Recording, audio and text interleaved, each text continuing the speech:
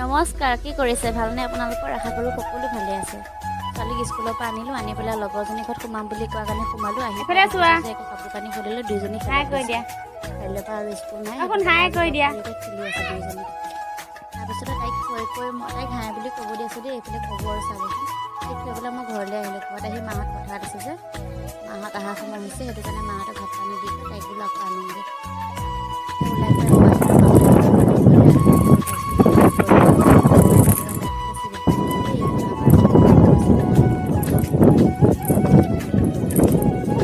খোৱা বোৱা কৰিলেনে? মই পিছে কৰি আহিছোঁ। ছোৱালীজনীক লৈ আহোঁগৈ সময় থাকিলে।